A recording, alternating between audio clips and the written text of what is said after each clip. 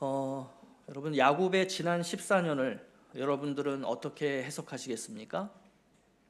세상의 기준과 시각으로 본다면 그 야곱의 순수한 사랑을 이용해서 딸들을 담보로 삼아서 그 사위의 노동력을 착취한 그 악한 외삼촌 라반으로 인해서 어찌 보면 굉장히 억울할 수 있고, 또 과연 그 시간 낭비 아니냐, 그 무의미한 시간 아니냐, 또 이런 시간일 수 있겠고, 정말 그 암흑과 같은 깊은 터널을 지나는 그러한 시간이지 않을까, 아마 이렇게 해석하시는 분들도 계실 것 같아요. 자, 그런데 이것을 하나님의 기준과 하나님의 시각으로 본다면요, 완전히 그 의미가 달라집니다. 야곱은 2명의 아내와 2명의 첩을 갖게 되었고, 저들을 통하여 11명의 아들과 1명의 딸을 얻게 되었습니다. 그리고 우리가 지난 주일에 살펴봤듯이 이 14년의 기간 속에서 야곱의 2 아내인 레아와 라헬을 그 하나님만으로도 만족하며 살아갈 수 있다라고 하는 이러한 믿음의 큰 성장을 하게 되는 그런 모습들을 우리가 살펴보게 되죠. 다시 말해서 야곱의 14년은 크로노스라고 하는 이 세상의 시간 속에서 볼 때는 굉장히 부정적이고 참담한 의미로 해석될 수 있겠지만, 이것을 카이로스라고 하는 하나님의 시간 속에서 해석할 때에는 야곱의 가정이 하나님 나라의 기초가 될 수 있는 그러한 내적인 성장과 영적 성장을 이루는 긍정적인 시간이었다, 이렇게 해석할 수 있다는 것입니다. 여러분, 우리의 인생 역시 마찬가지라고 생각이 들어요. 지금의 상황을 내가 어떤 시각으로 바라보고 해석하느냐에 따라서 그걸 긍정적으로 해석할 수도 있고 반대로 부정적으로 해석할 수도 있다는 거예요. 세상적인 시각으로 보면 이 힘들고 어렵고 고통스러워서 내 인생 가운데서 정말 아무런 가치도 없어 보이는, 의미도 없어 보이는 그런 어떤 시간이겠지만, 그것을 하나님의 시각으로 보면 그 시간들을 통해서 우리의 내면과 영성이 성장할 때가 얼마나 많았는가, 우리가 이런 부분들을 생각해 볼 필요가 있다는 것이죠. 자, 그렇다라고 해서 우리가 이러한 카이로스의 시간만이 중요하고 크로노스의 시간은 중요하지 않다라고 여기면 안 된다는 것입니다. 카이로스의 시간만 중요하다라고 여기면서 산다면요, 이 현실의 때를 살아갈 필요가 뭐가 있겠어요? 대충 살아도 되고 막 살아도 되고 그냥 뭐 산골에 들어가 살아도 되고 어디 저기 혼자 들어가서 살면 되죠. 근데 우리는요, 이 크로노스의 시간, 즉 물리적인 세상의 시간 속에서 동시에 카이로스의 시간, 즉 하나님의 시간을 살아가는 존재들이기 때문에 우리에게는 이 2가지의 시간이 다 중요하다는 거예요. 그게 우리 성도들이에요. 세상에 속한 사람들은 이 크로노스의 시간 속에서만 살다 보니 그 시간 속에서 어떻게든 뭔가를 하려고 하는 것이지만, 우리는 동시에 그 카이로스, 하나님의 시간을 살아가는 자들이 우리 성도이기 때문에 우리는 이 2가지의 시간을 어떻게 잘 살아야 될까, 또 그 시간 속에서 우리는 오늘 우리의 삶을 어떻게 해석하면 좋을까, 여러분, 이런 생각을 우리는 늘 할 수 있어야 된다는 거예요. 오늘 본문에 야곱이 그랬습니다. 야곱은 라헬이 요셉을 낳자 이제 하나님의 때를 생각하고 하나님의 약속의 말씀을 생각해요. 하나님께서 야곱에게 뭘 약속하셨냐면, 내가 너를 베델로 다시 돌아오게 할 거다, 너의 아버지의 집 이삭의 집으로 다시 돌아오게 하시겠다, 이걸 약속하셨단 말이죠. 자, 그것이 언제인가? 지금이 바로 그때가 아닐까, 이 생각을 야곱이 비로소 하기 시작했다는 거예요. 이제 가정은 어느 정도 안정이 됐죠. 그런데 가나안 땅으로 돌아가기 위해서는 이 가족만 많다고 해서 되는 게 아니에요. 반드시 뭐가 있어야 되냐면 물질적인 요소가 있어야 돼요. 필수적이에요. 따라서 야곱은 이 부분에 대해서 이제 삼촌 라반과 담판을 짓는 것입니다. 야곱은 지난 14년 동안 정말 성실과 충성으로 외삼촌을 위해서 일했어요. 이걸 라반도 인정해요. 그래, 야곱아, 내가 너 때문에 하나님께로부터 내가 복 받았어. 나도 그거 인정해. 인정을 해준다는 거죠. 그러니까 이 사실 서로 똑같은 사실이에요. 서로가 함께 인정하고 동의한 사실이에요. 삼촌, 저 때문에 하나님께 복 받으셨죠? 맞아, 나 너 때문에 하나님께 복 받았어. 인정한단 말이에요. 자, 그런데 이 똑같은 사실을 가지고 서로가 완전히 상반되는 해석을 해요. 자, 야곱은 삼촌, 그렇기 때문에 이제 저는 삼촌을 떠나서 제 고향으로 돌아가려고 합니다, 이 해석을 했단 말이에요. 근데 삼촌 라반은 뭐라고 해석해요? 그렇기 때문에 너는 어디 가면 안 되고 나와 함께 계속 있어야 돼. 이렇게 해석한단 말이죠. 똑같은 것을 가지고 어떻게 이렇게 상반된 해석을 하는 것일까?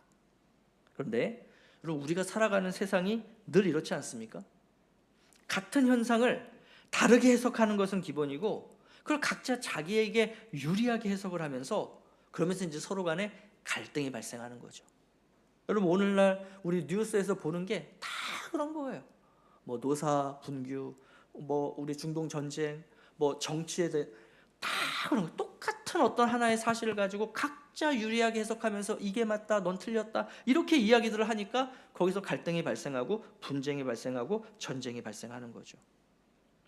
여러분, 그런 상황이 발생했을 때 내 해석이 맞다며 내 해석을 어떻게든 관철시키려고 하는 것, 이거는 우리 성도들이 살아야 될 삶이 아니라는 겁니다. 그건 하나님의 지혜로 사는 삶이 아니라는 거예요. 왜냐하면 결국 그러한 삶에는 갈등이 발생하게 되고, 그리고 그 갈등으로 인해서 관계가 회복될 수 없을 정도로 깨어지기 때문이라는 것이죠. 야곱은 같은 상황을 상반되게 해석하는 라반에게 자신의 뜻을 막 관철시키려고 하지 않아요. 여기서 야곱의 지혜가 엿보여요. 야곱은 라반이 자신을 이끄는 대로 끌려가지 않습니다. 우리 31절 말씀 다시 한번 보시면, 라반이 이르되 내가 무엇으로 너에게 주랴. 야곱이 이르되 외삼촌께서 내게 아무것도 주시지 않아도 나를 위하여 이 일을 행하시면 내가 다시 외삼촌의 양떼를 먹이고 지키리이다. 그러니까 이 야곱의 말 속에 뭐가 다 들어가 있냐면, 외삼촌이 원하는 이야기가 여기에 다 들어가 있어요. 그렇지만 이대로 하면 야곱은 역시 또 끌려가서 지난 14년 동안 일했던 것처럼 또 역시 노예처럼 일하게 될 거예요. 그렇기 때문에 이제는 내가 끌려가지 않겠다. 이제는 삼촌이 만들어가는 그 판을 내가 이제는 흔들어 보겠다. 이렇게 지금 생각을 하고, 그렇다고 해서 뭐 힘겨루기를 하느냐, 내 뜻대로 내가 이야기하는 대로 관철시켜주지 않으면 나는 일하지 않겠어요. 이렇게 힘겨루기를 하지 않아요. 야곱은 라반이 요구하는 것을 들어주되 그것을 가지고 자신이 주도권을 잡는 기회로 삼았다는 거예요. 여러분, 우리 그리스도인들에게 필요한 지혜가 바로 이겁니다. 이 지혜를 이렇게 표현할 수 있어요. 세상의 가치로 하나님 나라의 가치를 살아. 세상의 가치로 하나님 나라 가치를 살아.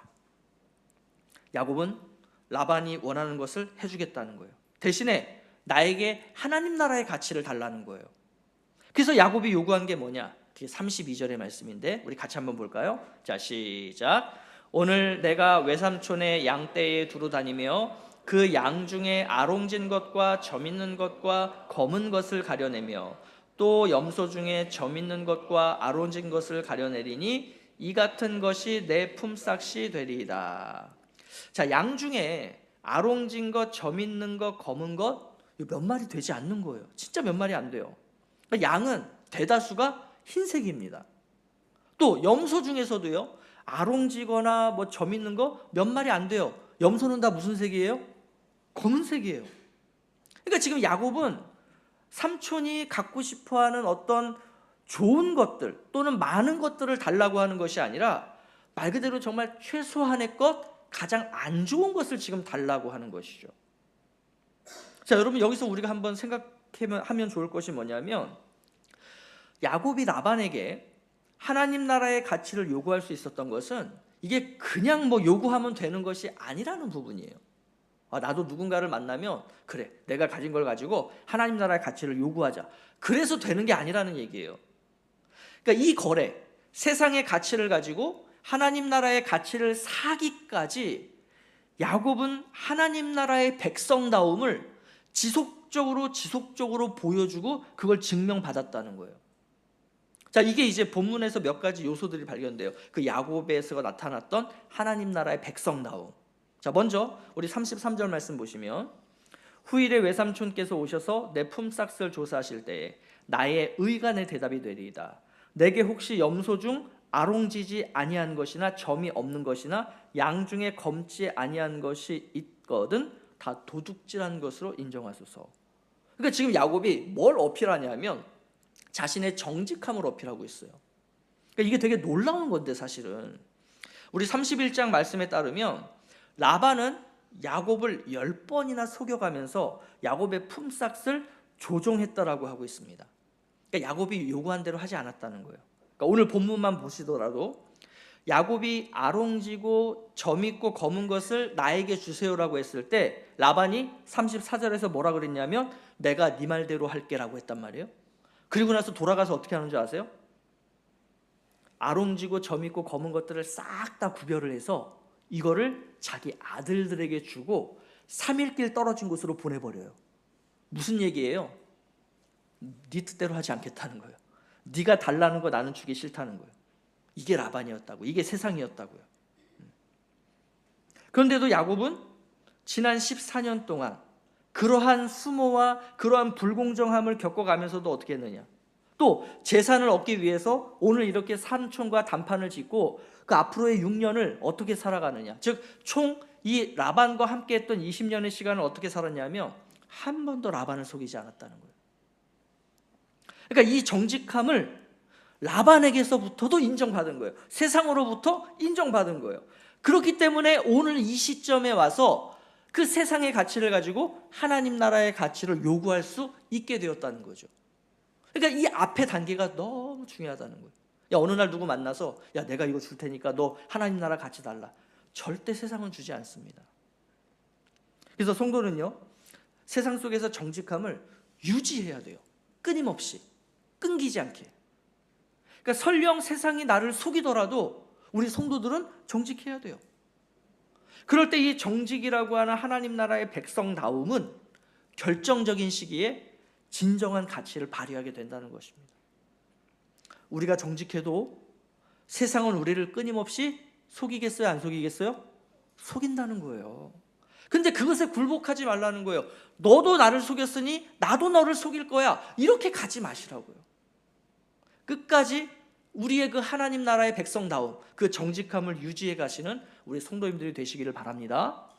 자, 또 31장 6절 7절 말씀인데 이건 같이 한번 읽어볼까요? 자, 시작. 그대들도 알거니와 내가 힘을 다하여 그대들의 아버지를 섬겼거늘 그대들의 아버지가 나를 속여 품삯을 10번이나 변경하였느니라. 그러나 하나님이 그를 막으사 나를 해치지 못하게 하셨으며. 자, 이제 6년을 일했어요. 그리고 이제 20년째가 된 거예요. 이제는 야곱이 떠나자는 거예요. 그걸 이제 부인들에게 설명을 하는 거예요. 그대들도 알거니와. 자, 그러면 부인들도 아는 거죠. 뭘 아냐 하면 그 불공정한 상황 속에서도 야곱은 어떻게 했느냐, 힘을 다해서 라반을 섬겼다는 거예요. 다시 말해서 성실함과 충성됨을 잃어버리지 않았다는 거예요. 아니, 저 사람이 나에게 불공정하게 대하는데 내가 왜 충성되게 일해요? 내가 왜 성실하게 일해요? 나 주는 만큼만 일할래요. 이게 세상이라고요. 근데 우리 하나님 나라의 백성들은 어떻게 해야 되느냐, 6년 동안 라반이 야곱을 10번이나 속여가면서 그 품삯을 변경했음에도 불구하고 어떻게 했다고요? 성실과 충성을 다했다고요. 그걸 부인들이 안다는 거예요. 그러니까 표면적으로 보면 야곱은 누구에게 충성한 거예요? 라반에게 충성한 것처럼 보이죠. 근데 야곱이 이렇게 충성할 수 있었던 이유가 뭐냐면 자기가 성실과 충성을 다한 대상은 사실은 라반이 아니라 누구라는 거예요? 하나님이라는, 하나님.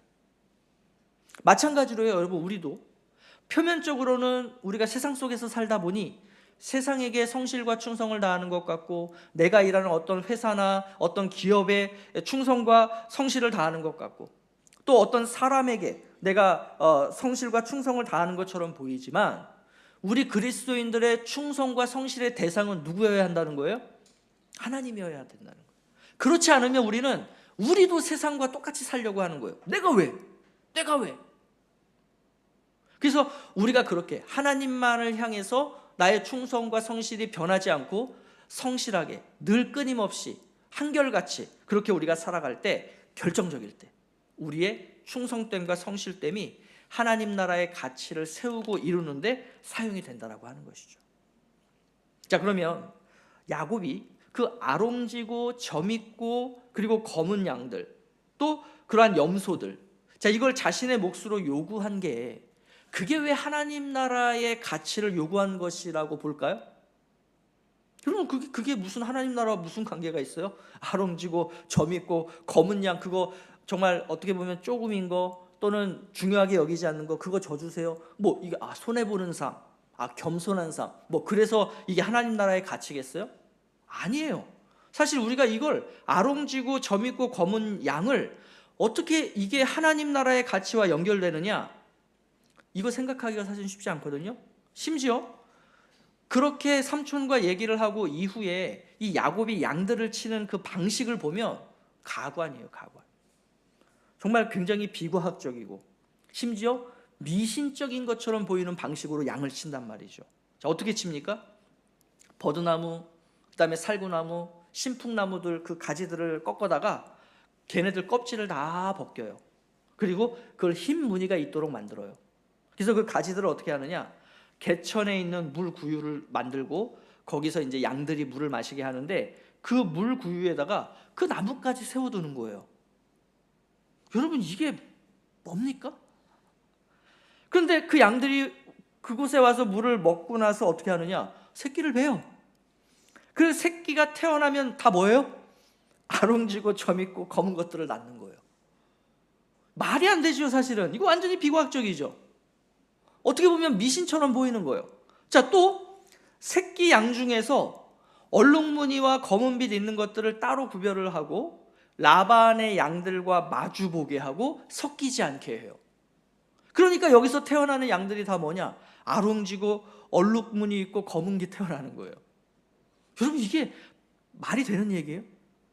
또 튼튼한 양이 새끼를 뵐 때에는 가지를 개천에 둬서 새끼를 베게 하는데 약한 양들이 새끼를 뵈려고 할 때 가지를 치워버려요. 자, 그랬더니 튼튼한 양들은 야곱의 양들이 되고 약한 양들은 라반의 양이 돼요. 이게 무슨 과학적이에요? 이게 무슨, 그러니까 이 말도 안 되는 방법을 동원했는데 야곱이 어떻게 됐다고요? 엄청나게 번창했다는 거예요. 엄청나게 번창했다. 자, 그러면 여기서 이제 우리는 이런 의문점을 갖게 되는 거죠. 어떤 의문점이냐면 하나님은 이런 비과학적이고 심지어 미신적으로 보이는 방법을 택한 야곱을 인정하고 옹호하시는 거냐? 그러면 오늘날 우리도 어떤 그런 기적적인 방식으로 내가 부유해지는 것에 대해서도, 즉 일확천금 할 수 있는 방법을 하나님께 간구해도 좋은 거 아니냐? 저 장로고 저 권사고 목사인데 점집에 가서 점 좀 봐도 되는 거 아니냐? 이런 똑같은 거예요. 이런 생각이 드는 거죠.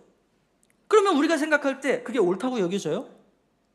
이게 분명히 옳지는 않은 것 같은데, 그렇다면 야곱의 요구를, 즉 그 아롱지고 검고 점 있는 것들을 요구하는 것을 이걸 하나님 나라 가치를 요구한 것으로 평가할 수 있는 거냐?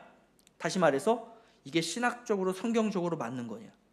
우리 성도님들 어떻게 생각하세요? 여러분이 볼 때는 야곱의 이 요구와 이 행위들이 하나님께서 보실 때 선하다라고 여기세요? 그런데 왜 하나님은 그런 야곱을 번창하게 하셨죠? 이게 해석이 돼야 돼요. 이게 해석이 안 되면 우리는 진짜 야곱과 같은 이 방식을 택하려고 하는 거예요. 오늘 점 보러 가자. 내 앞으로의 운명이 어떤지를 점쟁이에게 물어보자. 그래서 하나님의 뜻을 이루기만 하면 되는 거 아니냐? 이러고 살 거라고요. 이거 아니에요. 이거 틀린 거예요. 절대 그러시면 안 돼요. 자, 그러면 이 의문점에 대한 답을 우리가 어디서 찾을 수 있느냐? 오늘 본문에서 명확하게 찾을 수가 있어요. 자, 우리 31장의 말씀 몇 구절을 같이 볼 텐데 함께 보겠습니다. 자, 시작. 그가 이르기를 점 있는 것이 내 삭시 되리라 하면 온 양떼가 낳은 것이 점 있는 것이요 또 얼룩무늬 있는 것이 내 삭시 되리라 하면 온 양떼가 낳은 것이 얼룩무늬 있는 것이니. 자, 여기서 그가 이르기를, 그가 누구예요? 하나님이세요. 하나님이. 자, 그다음에 10절. 그 양떼가 새끼 뵐 때에 내가 꿈에 눈을 들어보니. 자, 이 꿈 누가 꾸게 하신 거예요? 하나님 꾸게 하신 거예요. 자, 양떼를 탄 순양은 다 얼룩무늬 있는 것과 점 있는 것과 아롱진 것이었더라. 자, 11절 시작. 꿈에 하나님의 사자가 내게 말씀하시기를 내 눈을 들어보라. 양떼를 탄 순양은 다 얼룩무늬 있는 것, 점 있는 것과 아롱진 것이니라. 라반이 너에게 행한 모든 것을 내가 보았노라. 자, 그러면 야곱이 라반에게 얼룩무늬 있는 것, 점 있는 것, 아롱진 것을 요구한 것은 누구 때문이에요?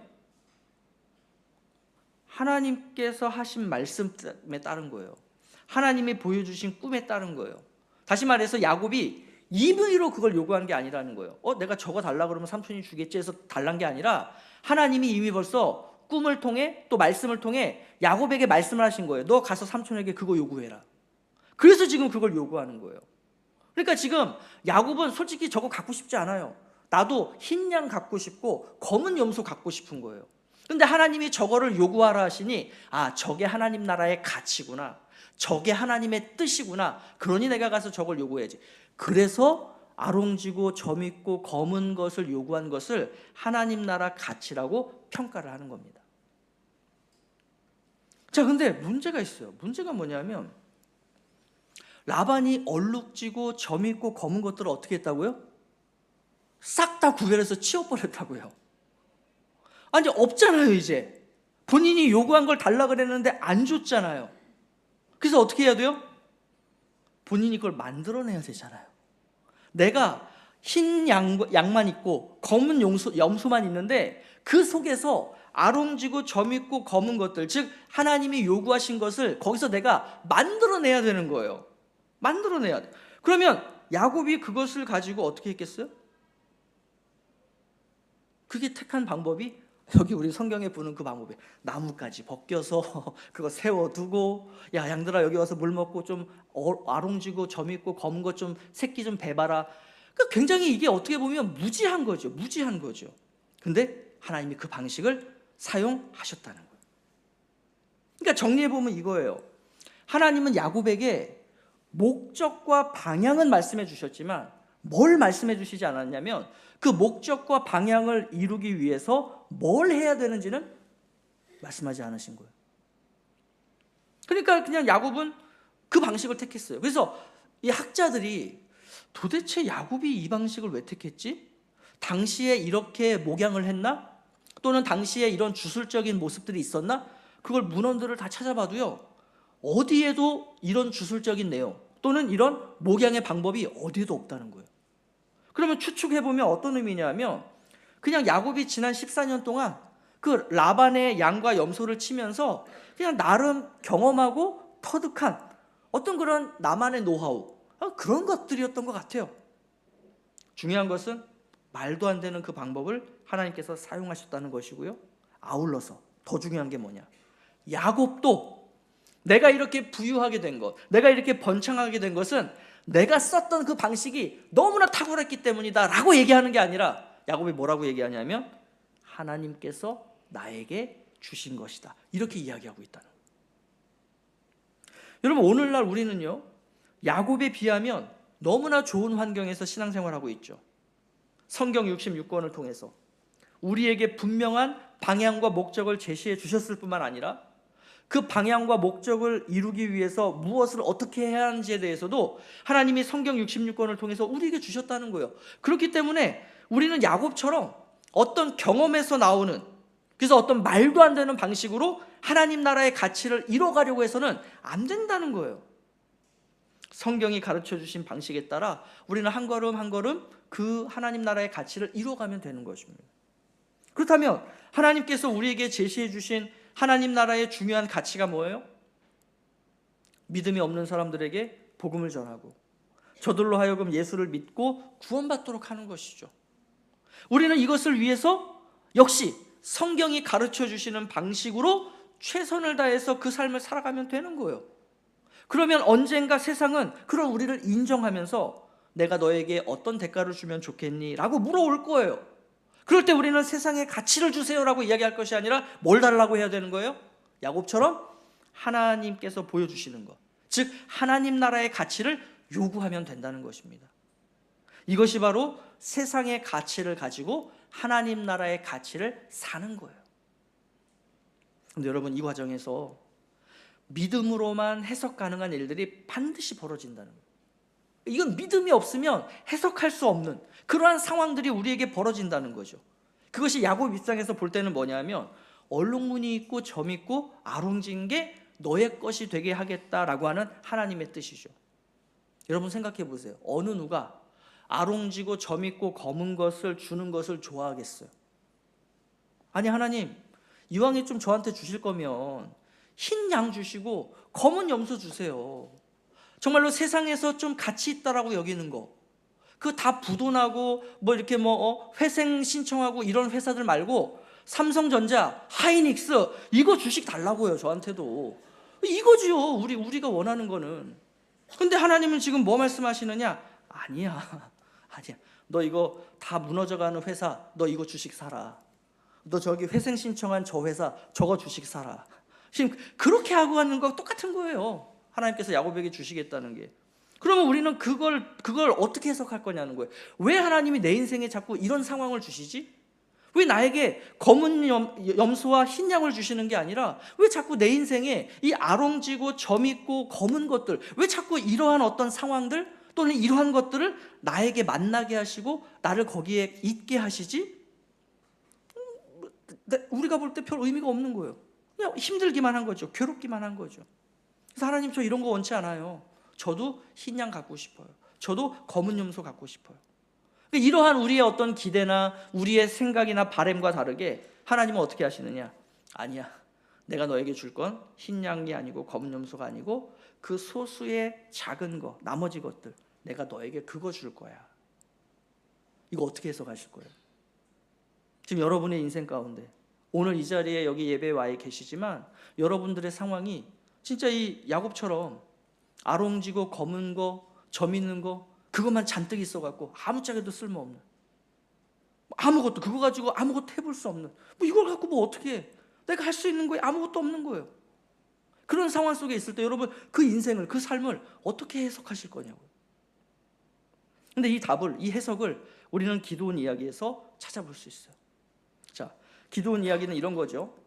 미디안 족속이 이스라엘을 지속적으로 침략해서 약탈해 가요. 그래서 막 이스라엘 사람들이 피폐해져 살아가고 있어요.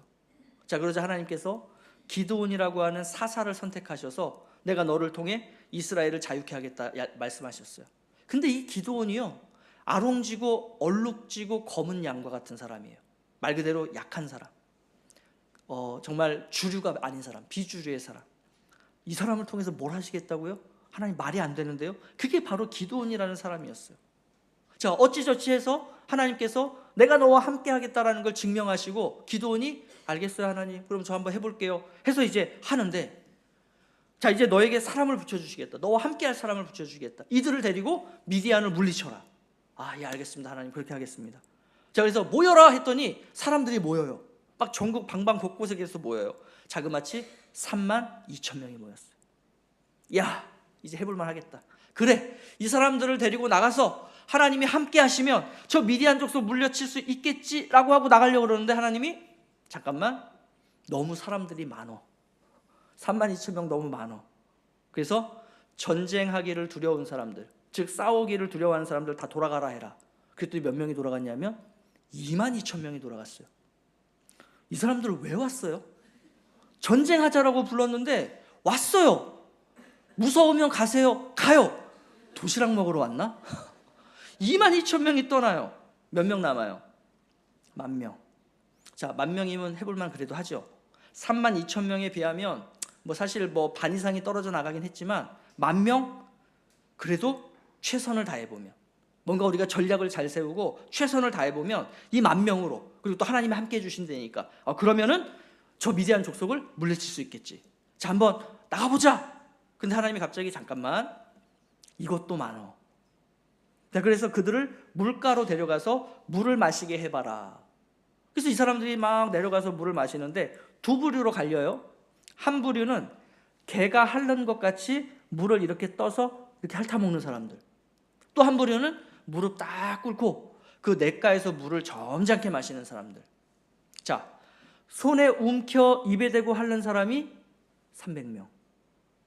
딱 무릎 꿇고 이렇게 마시는 사람이 9,700명. 하나님은 누구를 택하셨을까요? 300명. 왜요? 그 사람들이 뭔가 이렇게 전쟁을 잘하는 사람들이어서? 뭔가 뭐 그 먹는 방식이 하나님께서 기뻐하시는 모습이어서? 거룩해서? 아니에요, 여러분들. 자, 9,700명을 택하셨다면 기드온이 어떻게 생각했을까요? 야, 10,000명에서 300명 떨어져 나간 9,700명이지만 야, 그래도 이걸로 싸우면 확률은 많이 떨어져도 어떻겠어요? 승리할 수 있는 확률이 있다라고 보는 거죠. 근데 300이라는 숫자는 어떨까요? 이거는 전쟁하면 100%질 수밖에 없는 숫자예요. 이 숫자로는 전쟁을 하면 안 되는 숫자예요. 근데 하나님은 300을 선택하신 거예요. 그리고 그 300을 데리고 가서 미디안 족속과 싸우라는 거예요. 그래서 기드온은 이 300명을 데리고 가서 미디안 군대를 그날 하룻밤에 다 물리칩니다. 여러분, 이 일을 누가 했죠? 기드온이 한 거 아니에요? 그 300명이 일당 300, 일당 1000의 역할을 한 거 아니에요? 그렇게 해석할 수가 없는 숫자라고요. 이거는 어떻게 밖에는 해석할 수 없느냐? 하나님이 하셨다라고 밖에는 해석할 수 없는 거예요. 그게 300이라는 숫자예요. 마찬가지.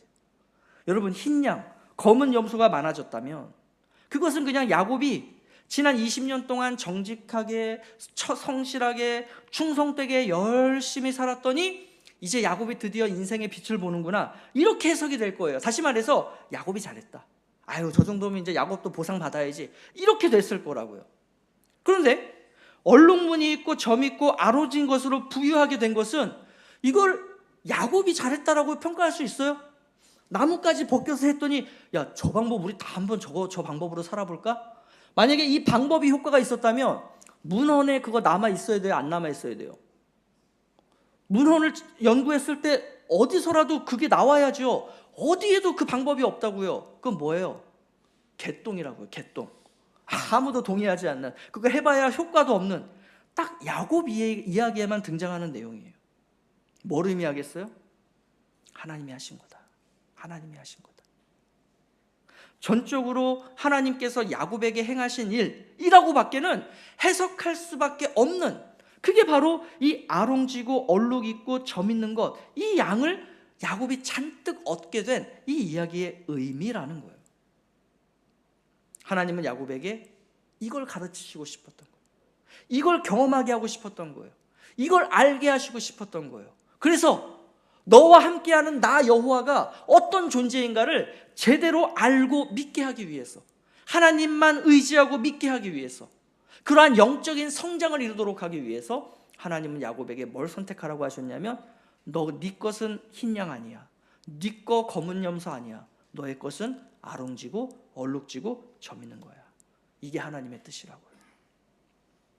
여러분, 야곱이 이 나뭇가지 방식 사용하지 않고 다른 방식을 사용했다. 뭐 가령 예를 들어서 우리 길가에 널려져 있는 강아지 풀, 그 왜 강아지 풀이 이렇게 솜털처럼 달려 있는 거 있죠? 그거 다 배다가 그 양 물 먹는 데다가 막 담궈놔요. 그러면 어떻게 됐을 것 같아요?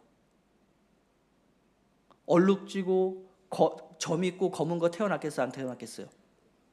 여러분이 생각할 때 이 방식 사용하면 태어나겠어요? 안 태어나겠어요? 안 태어나겠죠? 당연히 안 태어나죠. 그런데 이걸 누가 하세요? 이 일을? 하나님이 하신다고요. 그러니까 그렇게 해도 어떻게 했을 거예요? 태어났을 거예요. 여러분, 우리가 의지하고 우리가 택해야 될 게 뭘까요?